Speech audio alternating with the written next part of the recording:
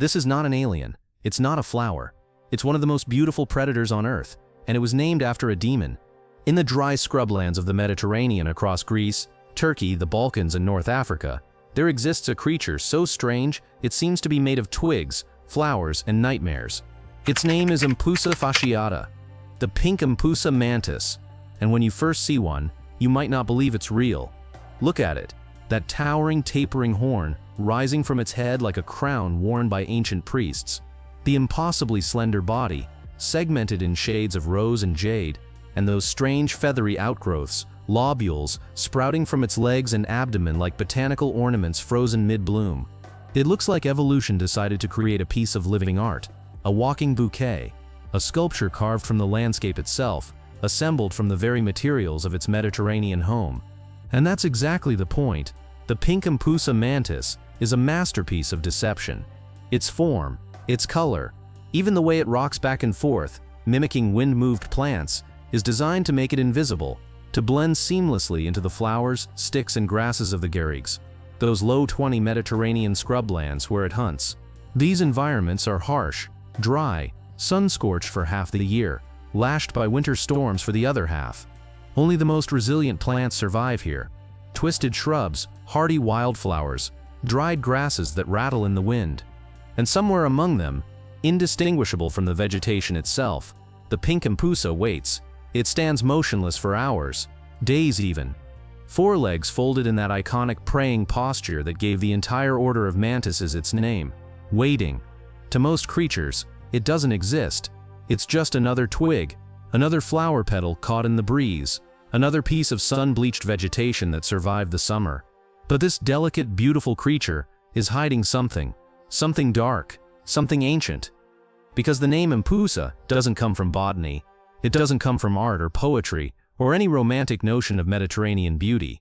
It comes from Greek mythology. And it was given to this creature for a very specific reason. In the ancient world, travelers walking lonely roads at night learned to fear a name, Empusa. She was a shapeshifter, a vampiric demon who served Hecate, goddess of witchcraft, crossroads, and the liminal spaces between worlds. Empusa could appear as a beautiful woman, luring travelers close. Then she would transform, revealing her monstrous nature, her bronze leg, her thirst for blood. She preyed on travelers and children, draining them of life before vanishing back into the darkness. The ancient Greeks told these stories as warnings. Stay off the roads at night. Don't trust beautiful strangers. Beware the creature that seems harmless. But the name itself reveals her true nature.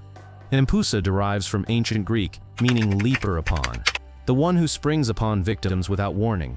A creature of ambush, of deception, of sudden brutal attack disguised by beauty. And when European naturalists first studied this bizarre Mediterranean mantis in 1832, they saw the connection immediately, because this creature embodies everything Empusa represented. It is a shapeshifter, disguised as something harmless, a flower, a twig, a piece of harmless vegetation. It is an ambush predator, waiting with supernatural patience for victims to wander into range. And when it strikes, it leaps upon its victim with speed and precision that defies belief. The Pink Empusa Mantis feeds on some of the fastest flyers in the insect world. Bees navigating between wildflowers at speeds that blur their wings into invisibility. Moths performing aerial acrobatics in the Mediterranean night. Flies with reaction times measured in milliseconds and escape speeds that would make a fighter pilot envious. And yet, they don't stand a chance. Here's why. While the mantis's body remains perfectly still mimicking a twig or flower stem, its head operates independently. The Pink Empusa can rotate its head and forelegs more than 90 degrees. Its compound eyes, containing thousands of individual lenses, calculate distance, speed, and trajectory with the precision of advanced targeting systems. It watches, it tracks, it calculates the exact moment when prey enters the kill zone. And then those forelegs, raptorial forelegs, lined with needle-sharp spines, snap shut in a motion too fast for the human eye to follow. The entire strike sequence takes less than 50 milliseconds, 1/20th of a second, faster than a human can blink. The spines pierce the victim's exoskeleton, locking it in place like a biological bear trap. There is no struggle, no escape. The prey is held firm, and the mantis begins to feed, often while the victim is still alive, consuming it methodically from the head down. The demon has claimed another victim. But this is a nature channel. And nature channels have a responsibility to separate myth from reality, fear from fact. So let's address the question I know some of you are thinking right now. If it's this brutal to insects, if it was named after a demon that preyed on people, could the Pink Empusa Mantis actually hurt you? The answer requires context. The Pink Empusa female reaches about 7 to 10 centimeters in length. That's roughly 3 to 4 inches. The males are even smaller, more delicate, built for flight rather than predation. For comparison, the Chinese mantis, one of the largest species in the world, can reach nearly 13 centimeters, about 5 inches. Large mantids, when handled or cornered, can deliver a defensive bite if provoked. Those spines on their raptorial forelegs can scratch soft human skin. It's startling, perhaps slightly painful, like being pricked by a thorn. But here's what the science tells us. Mantids are non-venomous. There are no toxins, no chemical weapons, no biological agents designed to harm vertebrates. Their hunting apparatus evolved to catch and hold insects, not to defend against creatures millions of times their size. There are no recorded cases of a mantis bite causing medical harm to a human being. No infections, no lasting damage, no need for treatment beyond perhaps washing a minor scratch. The most you'll get is a very interesting story, and perhaps a newfound respect for these little predators. So no, the demon cannot kill us. We are too large, too far outside its prey spectrum, too biologically different to be threatened. But remember, Empusa the demon wasn't just about killing, she was about deception, about appearing as one thing while being another entirely. About the danger that hides in plain sight, disguised by beauty.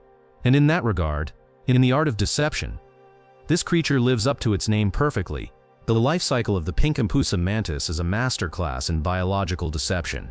A year-long performance of disguise, transformation, and fatal romance that would make any shape-shifting demon proud. It begins with an egg case, an ootheca, hidden on dried vegetation. The female produces a foam that hardens into a protective shell, ceramic-like in texture, nearly invisible against the browns and tans of Mediterranean scrubland. Inside, dozens of eggs wait through the winter. In July, when the Mediterranean sun is at its most brutal, and the landscape has been baked into submission, the nymphs emerge, miniature versions of the adults, no larger than a grain of rice, already equipped with the tools of deception, and they are immediately invisible. The nymphs don't just resemble twigs and grass stems, they behave like them, they sway in the wind, they remain motionless when danger approaches, they adopt postures that break up their silhouette, making them impossible to distinguish from the dried vegetation around them. These tiny predators must survive through some of the harshest months in one of Europe's most unforgiving climates. Summer heat that can kill, autumn storms, winter cold, and they do it by simply disappearing. The nymphs overwinter in a pre-adult stage, surviving months of scarcity by becoming part of the landscape. Predators walk past them, birds, lizards, other insects, completely unaware that a living creature is inches away. They are hidden in plain sight, their camouflage so perfect that even trained naturalists can spend hours searching the exact spot where a mantis sits without seeing it. Then, as winter releases its grip and spring returns to the Mediterranean, the transformation completes. The adults emerge. And it's now that the final, strangest chapter of deception begins.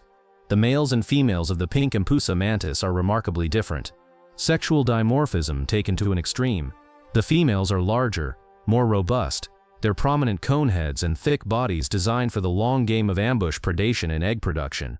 But the males are something else entirely. They are smaller, more delicate, their bodies are built for flight, not endurance. And they possess one feature that seems almost absurdly oversized: their antennae. Look at them, massive, feathery structures that seem far too large for their heads. Elaborate branches covered in microscopic sensory hairs, giving them the appearance of miniature ferns sprouting from the mantis's face. Why would evolution produce something so extreme? Because the males are nocturnal flyers, and those elaborate antennae are their tracking system. Female Pink Empusa mantises release pheromones into the night air, molecular breadcrumbs, chemical signals broadcast into the darkness. These are complex organic compounds produced by specialized glands, released in quantities so minute they're measured in parts per billion. And yet the male can detect them. Those feathery antennae aren't just for show. They're incredibly sensitive chemical sensors, capable of detecting individual pheromone molecules carried on the Mediterranean night breeze. The male launches into flight, navigating through absolute darkness, following the invisible trail between flower heads and through grass stems. Guided solely by scent, it's a journey fraught with danger. Bats hunt these airways. Spiders string webs across flight paths. Other predators wait in the darkness. But the male presses on, driven by biological imperative, following the chemical trail to its source. And when he finds her, when he finally locates the female waiting motionless in the vegetation, he must perform one final, delicate act: the approach. Male mantises, approaching females, engage in one of nature's most cautious courtship rituals. The female is larger, stronger, and still very much a predator. If he approaches incorrectly, if she's hungry, if he's simply unlucky, she may mistake him for prey. Mantis mating is famous for cannibalism, though the reality is more nuanced than popular culture suggests. It doesn't always happen. Sometimes the male escapes. Sometimes the female isn't hungry. Sometimes the ritual proceeds without violence. But often enough, it ends the same way. The male mates, and then he dies. Sometimes through cannibalism, the female consuming him for nutrients that will feed their developing offspring. Sometimes he simply expires shortly after copulation, his biological purpose fulfilled, his energy spent. He has given everything, literally everything, to continue the line. His entire existence, from hatching to overwintering as a vulnerable nymph, through the final desperate flight guided by pheromones, was in service of this single moment. The female survives longer, but not by much. She must find suitable vegetation, produce her ootheca, and carefully deposit the next generation. The egg case hardens. The eggs are sealed inside, protected, ready to overwinter and begin the cycle anew. And then she too dies. Both parents gone.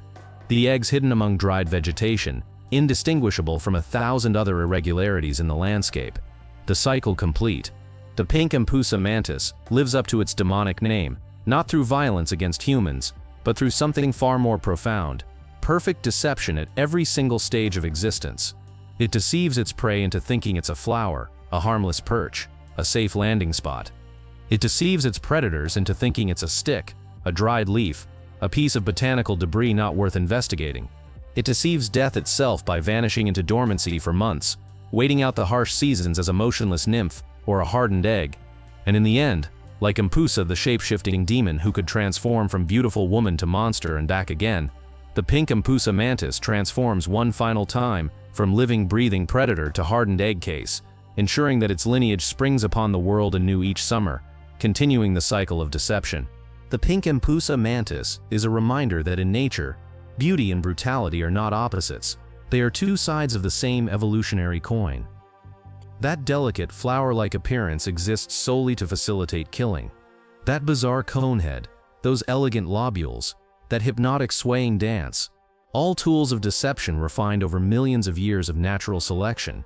Every aspect of this creature's existence is a lie, told in the service of truth. The lie: I am a flower. The truth: I am death disguised as beauty. The ancient Greeks understood this. They lived in a world where nature was not yet sanitized, not yet safely observed through screens and glass. They encountered creatures that blurred the lines between categories, that seemed to shift and change, that embodied contradictions. So when they saw a creature that could appear as something it was not, that could strike without warning from a disguise of perfect beauty, that it embodied the thin line between the delicate and the deadly, they recognized it. They had seen this before, in their stories, in their myths, and they named it after a demon.